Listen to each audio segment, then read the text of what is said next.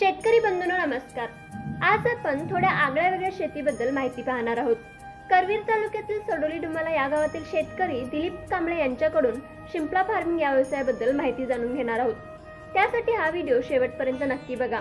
सर्वसाधारणपणे नदी, तलावात गोड्या पाण्यामध्ये ज्या शिंपल्यापासून मोती तयार होतात तसा हा वेगळा असा प्रोजेक्ट आहे। कमी जागेत, कमी मेहनतीत आणि कमी पैशांमध्ये होणारा हा प्रोजेक्ट आपण उभा करून मोती उत्पादन करू शकतो असं दिलीप सांगतात। गेल्या 7 वर्षापासून ते हा व्यवसाय करतायत। या व्यवसायाबद्दल बोलताना ते सांगतात की या व्यवसायाला अगदी दिवसभर बघण्याची गरज नाही।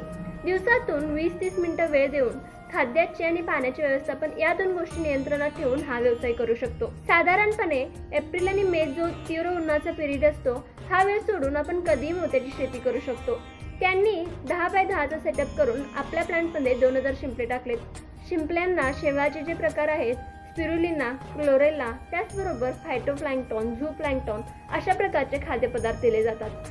आपण शेण, युरिया वगैरे वापरून घरीच खाद्यपदार्थ तयार करू शकतो। या प्लांटमधून 15 दिवसाला 25% तळातून पाणी बदलावा लागतो। चुकून जरी पाणी जास्त दिवस राहिलं तरी आपण फ्रेश वॉटर वापरत असल्यामुळे त्यामध्ये बॅक्टेरिया वगैरे काही होत नाही। कमीत कमी 10 बाय 10चा सेटअप असला पाहिजे, ज्यामध्ये आपण आरामात 1 ते 2 लाखाच्या पुढे कमवू शकतो। मोत्याच्या क्वालिटीवर आपल्याला दर मिळतो असं ते सांगतात। दिलीप यांनी आपल्या प्लांटमध्ये डिझायनर मोती, एक्सपोर्ट क्वालिटीची मोती तयार करतात। त्यांच्या या मोत्यांना डीलरकडून मूल्यवर्धन करून परदेशात सुद्धा विकला जातो। जो कोणी हा व्यवसाय करणार असेल त्यांच्यासाठी ते ट्रेनिंग सुद्धा देतात, ज्यामध्ये प्रॅक्टिकल, थेअरी या सगळ्या गोष्टी कव्हर केल्या जातात। तर शेतकरी मित्रांनो, दिलीप कांबळे यांच्या या आगळ्या वेगळ्या व्यवसायाला कृषी मंत्राचा सलाम।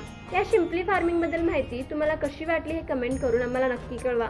त्याचबरोबर अशाच प्रकारच्या नवनवीन व्हिडिओज पाहण्यासाठी आत्ताच आमच्या कृषी मंत्र YouTube चॅनलला सबस्क्राईब करा। त्याचबरोबर आमच्या फेसबुक आणि इंस्टाग्राम पेजला फॉलो करायला विसरू नका।